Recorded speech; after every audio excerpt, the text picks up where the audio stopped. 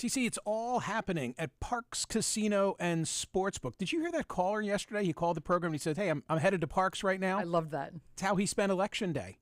Probably a great place to be. The #1 casino in Pennsylvania, the only casino and sportsbook I recommend.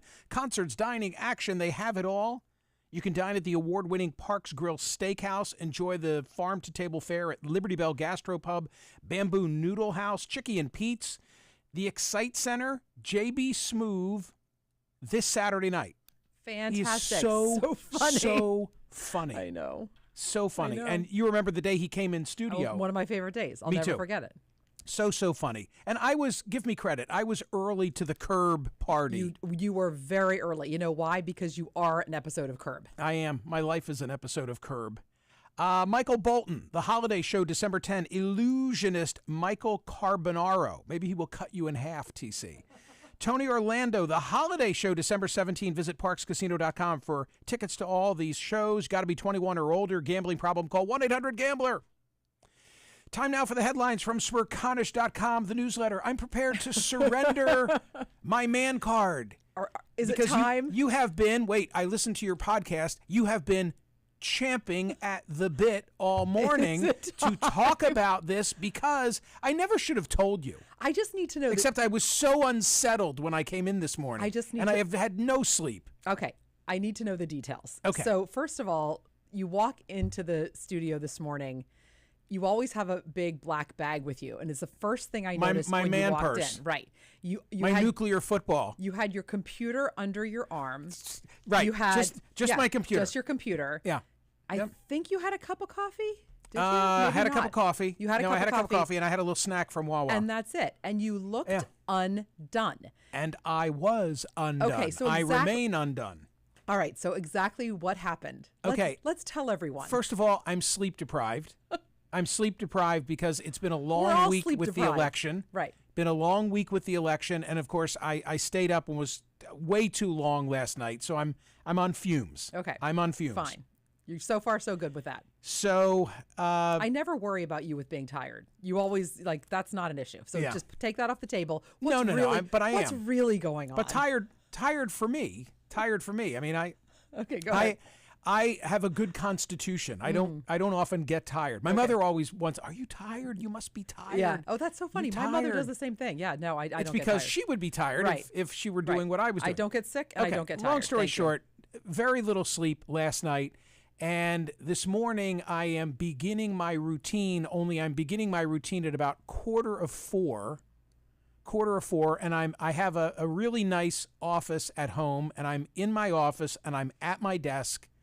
And my TV is on because I'm watching the returns come in, and I'm reading and I'm reading and I'm reading, and I'm trying to figure out what's happened in the 2 hours since I last looked. And it's some scratching behind me. I don't know what that is. I don't know. I go back to my work and I'm working, and this goes on for a while. Okay. This goes on for a while. On the roof maybe or something? Yeah. Okay. Yeah. Yeah. Okay. Something's on the roof. And I have a little balcony off my office, and I thought that there was maybe something on the balcony. The windows were probably not open because it was in the 30s this morning. It was cold. No. Okay. No, windows not open and door not opened, and I'm just bleary-eyed and dark. And, right. I get it. So it's not totally dark though because the TV's on, and but it's dark outside. Yeah. Oh yeah. Okay. Pitch black. And I have the illumination of my computer to guide me. Okay. Got it. So at some point I hear the scratching again, and I turn around, and feet from me, claws into the wall, huge claws, teeth like just bared. You can imagine these choppers. Is a freaking squirrel in your house, in my office, in your office. Yeah. And what did you do? Why couldn't he be in some other part of the house? What did you do? What did I do? Peed my pants. What did I do after that? I mean, okay, seriously, what? That was the serious answer. Okay, what did you do about the squirrel in your office? Okay, so I immediate reaction, close the computer, right? Close the computer and grab my wallet because my wallet was there. Just computer. Actually, it was computer. It was like a triple play. It was computer, wallet, phone, door. But not your bag. You couldn't pick up your bag? I couldn't. And I wasn't thinking that clearly. I had the presence of mind to grab my computer and my phone and my wallet, okay? And now I get to the door of my office, and now I look back. I look back at this vicious rabid. This right. This probably rabid. No doubt. And I look back and he hasn't moved. And my bag. Because he's terrified. Well, I'm freaking terrified too. You're terrified of the squirrel. Because they say that about bees. Oh, just leave them alone. Doesn't stop me from swatting them. I'm allergic. Wait a minute. So now I look back. Okay. Now I look back and the man bag, okay, with all the nuclear codes. Right. Hence my Apple tag in it so that I know its whereabouts. In other words, the man bag that you are currently undone because it's not in your possession. Right. That is what really has me undone. Why did you leave it there? Because the freaking squirrel was 5 feet from it. What should I have done? You could go get the bag. The squirrels and go within 5 feet of I had been within 5 feet of the squirrel. When you go for a walk, are you or are you not within 5 feet of the squirrel? We're in contained. This is like Ultimate Fighting Champions. We're in an octagon. Okay, wait a minute. We're not out in the wild. Okay, so in now a park. We're now in a confined space in my house. Okay, now it's me or him. Well, obviously he won. What? I know. He's in my office. He has possession of my office as I'm speaking. Okay, so in other words, you then. Let me get this straight. I just need to breathe through this. Go ahead. Have your fun. You closed the door to your office and left the house with the squirrel still in your office without opening any external doors or windows in order to facilitate the squirrel he got in somehow. Leaving your office. However he got in, I'd like him to exit, please. Right, but make it easy on him. You should have opened every door and hopefully window. He knows his way out. TC. Well, yes. TC, first of all, if I were to open the window, do you know squirrels can be really damaging? Yes, I mean, I presume right now I've got an exterminator at my house. Did you tell someone at the house? I don't want him. I don't want him harmed. I just want him exited and relocated, maybe to your house. Fine, I can deal with it. You should open the doors and windows and then shoo him out. You should have shooed him out. I'm going to shoo you out. Michael, come on. You got scared of a squirrel. A man-eating squirrel. You closed the door to your office and left your house as opposed to Oh, you love this. This you is freaking honestly, love this. I've been dying this whole time. This is the most insane story I've ever heard. Did I mention how tired I am? Okay, and I'm cruising on fumes. Do you think it's because you weren't thinking straight, or this is a legitimate reaction? I'm not thinking straight now to answer your question. You so how could I possibly know? closed the door to your office, and left the house. Yeah, I mean, obviously, my wife is in the loop on this, and did you wake her up? Yes. Poor thing. You wake her up with the news of the squirrel. She knows the exterminator. So now she got all these contacts. Like if you need a gate fixed or an exterminator or a window person. Because you closed the door to your office. Fighting that squirrel with her bare hands. Right. Well, I put money on her. I just want to make this point, if I may. Okay, go ahead. Okay. Have you had enough fun at my expense? Does this feel good? Do you agree with me, though, that the right thing to do would have been to open doors and windows? I'd like to explain that. Shoo. If you take a look at the thumbnail for today's YouTube conversation. That is, by the way, Squirrel ladies and Gate. gentlemen, that is not a stock photo. No. That's a real photo. I then poke my head in and I tried to, because I needed to tell the exterminator so I took that. That's the picture I took. Okay, that's the man eater. Okay, but if you look at the photograph, poor squirrel's terrified. So am I. What were you scared of? TC, you're joking now. I've had no sleep. Okay, and I'm at my desk and I turn and this thing is right above me. Did I tell right you above me, and I'm supposed to be what? Oh, good morning, Mr. Squirrel. Do you know that the Republicans are not going to win control of the Senate? Did probably? I tell you last month there was a snake in my basement and I trapped it in a glass jar and put it in the backyard? I'd like to see it. Oh, I have a picture. Okay, I'll see it later then. Okay. Are you kidding me? Are we done here? Can I get back to the election? I'm just amazed. I'm amazed at you. Shoo, little squirrel. Oh, little squirrel, here, this way. The point is, I just want to finish this, and then everyone can have all of their laughs at my expense. The squirrel, if you look at the photograph, that's my door. Okay, he's gripped into. I have some soundproofing because that's the external door or the internal door. I have some soundproofing on the windows, very rudimentary, because this is where I do television hits. I do television hits from this location, okay? So what you're looking at is him perched on some of the waffle-like material. Yeah, the baffling. Yes, the baffling. Yeah. And right beneath it, that's the door. So I couldn't get to the frickin' door to open the door. Of course I would have loved to have opened the door for him to get out. You couldn't get to the door. Why? Because he would then scramble. Okay? Oh, my God. Oh, my God. This is so, I've got to get out of here. This is so... I've got to go home and deal with this. This is so... How? How are you going to deal with it? You're scared of the squirrel. This is the most outrageous thing I think I've heard. This is a killer of a squirrel. He looks really scary. This is no normal squirrel we're talking about. It. Well, I think he's bionic. I mean, think about it. He had the guts or is so crazed that he came into the house. How many squirrels are going to do that? Rabid. Mm-hmm. Oh, I'm sure he was completely terrified. They come in like Frothing. looking for food. Was there any, by the way, you also, is there any food in your office? No. Okay, that's good. Booze. Oh. You're going to come home, he's going to be loaded. I hope he is. I hope he's completely lit. Snockered.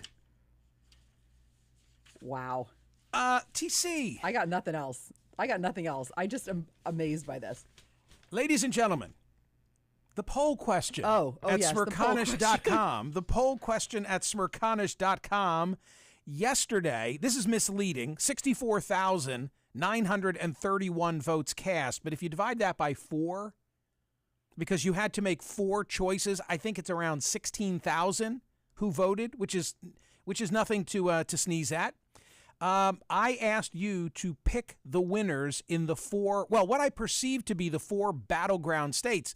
Obviously, if I had today's information, I would have added Wisconsin to that list. Those who voted at Smerconish.com picked all Ds. In other words, you picked Fetterman correctly, Masto, Warnock, and Kelly. We don't know. Still, in a state of flux, but leaning in a Democratic direction. I should point this out. Those who picked Warnock, 11.92%, were slightly ahead of Georgia runoff at 11.67%. But I think you did better than the pollsters, and I've spent a lot of time today going through the data and just reminding myself of what people were saying about the election. For example, Nate Silver's 538 blog, the last report or prognostication or analysis, whatever word choice they would want to use before the election, had a 59% likelihood that Republicans would take control of the Senate.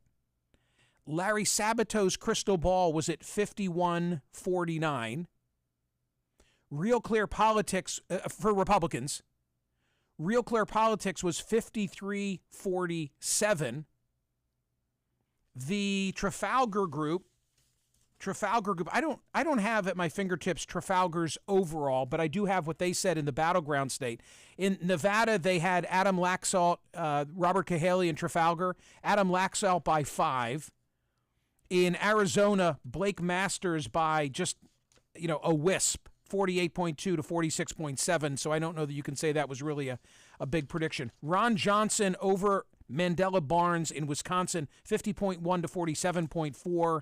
And their final number in Pennsylvania, 47.7 to 45.5. They had it for Oz. So I'm reading some analysis, and there's a podcast at 538 where, the hosts are saying that it was not that bad of a day for pollsters. I think it was a bad day for pollsters. So how did the betting market do? Well, Predict It had a 69-cent wager for Republicans taking control of the House, 37 cents for Democrats taking control of the House. If you bet 69 cents, you'd win $1. If you bet 37 cents on the Ds, you'd win $1. And as I look at the final installation of the betting market, 61 cent was the bet for Mehmet Oz. 96 cents was the bet for Marco Rubio, just by way of comparison. Georgia, 64 cent for the Republican. Nevada, 66% for the Republican. 53 cents in that was New Mexico. Yeah, I guess that's the roundup. So I can't look at anybody who weighed in on this and say, okay, they really nailed it. They really nailed it. Because I think that it was overall this perception. I mean, my image of the Drudge Report from last night is one of a tsunami, at least a tidal wave. And the perception and the expectation was it's going to be a really big Republican night. If there weren't all those expectations, maybe we'd feel differently about it and say, oh, wow, look at this. But given the president's low popularity and inflation being where it is, it's a big surprise, absolutely a big surprise. And something that I said on CNN very early this morning, as I look at the Oz-Fetterman race, the reminder to me is how the Philadelphia suburbs are just not monolithic. Fetterman won them. Fetterman won them by much more than he won the Commonwealth of Pennsylvania. But he won them in unequal numbers. I pushed TC early this morning and said, wait a minute, you help me, confirm this number. Did John Fetterman really win Montgomery County by 28 points at a time that he was winning the state by 2 plus? You said on CNN this morning that you were reluctant, to repeat that number because I thought it was going to be fake news. It was right. I mean, here's what I'm talking about. So with 98% of the vote in, it is Fetterman 46.7, Oz 44.1. Okay, let's call it a 2-point race. If you look at the Philly burbs, 7-point Fetterman advantage in Bucks County. So, 5 points beyond what he did in the state. If you look at Chester County, 8 points. If you look at Delaware County, Delco, what was the show? Yeah, Mayor of Easttown. Mayor of Easttown, 24 points. My county. Montgomery County, my county, 28 points. Now, what accounts for it? Well, Josh Shapiro is a Montgomery County native. Yeah. So did that help Fetterman in that county? Okay, but even if I take Montgomery County off the table, I'm saying that the numbers were really big in the burbs. And perhaps the best barometer of all of them is just one removed, an exurb in my mind. It's really more Lehigh Valley than it is suburb of Philadelphia. I'm talking about Northampton County, a 5-point Fetterman victory. So he did very well in the Southeast. He did very, very well. And the gubernatorial election, because a lot of the chatter that I was having with not only on air, but with people who I've known for a long time in Pennsylvania, a lot of speculation about the Doug Mastriano final number. In fact, I will not tell a tale out of school other than to say yesterday I had an election lunch with former Congressman Jim Greenwood, who represented Bucks County and a sliver of Montgomery County in the Congress. And Jim was before, Patrick Murphy and before the Fitzpatrick brothers, just to sort of place him chronologically. Very smart guy who is well suited for Bucks County because he's purple when all is said and done. I'll tell you what I said to him, because I wouldn't want to quote what he said to me in a private lunch, but what I said to him was the Mastriano Shapiro number is going to be really interesting because the polls show Josh winning by double digits. And I said, it'll be interesting to see, is there anything to this idea that without spending any money, excluding the media from your events, being as unconventional as you can in your approach and simply relying on social media and a message of give no quarter, because Mastriano was more MAGA than Trump.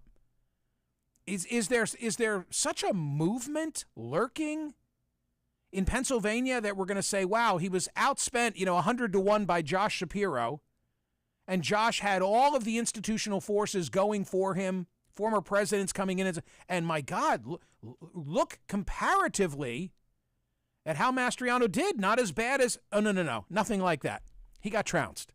Yeah, there's no silver lining to that. Not for Mastriano, and not for Christian nationalism or however you'd want to characterize his campaign. Yeah. So Shapiro wins by 12, and Fetterman wins by 2-ish, maybe 2.5 in Pennsylvania, at least according to the most recent numbers. And that's how it ends with, control of the Senate, perhaps not determined until December 6th with the runoff in Georgia. We don't know. Republicans likely to take control of the House of Representatives, but by less than, David Wasserman was right when he came on the radio show and said 26 is the average, the typical pickup by the party outside the White House. And he said, I'm with the under in this. I guess if I'm looking for someone who I can say... David Wasserman. Yeah, who I can say was really in the right direction, it seems like it was David Wasserman at Cook Politico. Everyone else might just be a little squirrely. Okay.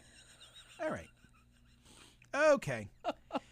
Well, on that note, I think we have a great poll question today at Smerconish.com. Is Ron DeSantis now the future of the Republican Party? Ron DeSantis won in a landslide over Charlie Crist. Ron DeSantis got 57% of the Hispanic vote, 52% of the female vote, 58% of suburban voters, 52% of independents. Meanwhile, Donald Trump kind of licking his wounds from having foisted Mehmet Oz upon us, right? And may I make this the final thought of the Squirrel broadcast? Yes. It is now November 9. It is. It is now November 9. Where on February 6 does Dr. Oz rest his head? Where on February 9 does Dr. Oz rest his head? Why are you saying February 9? I mean, not February 9, November 9. November 9. Right, tonight. You think he's back in the mansion tonight? It's more comfortable. Instead of with the in-laws. Right. Go vote at Smerconish.com. Is Ron DeSantis now the future of the Republican Party? See ya.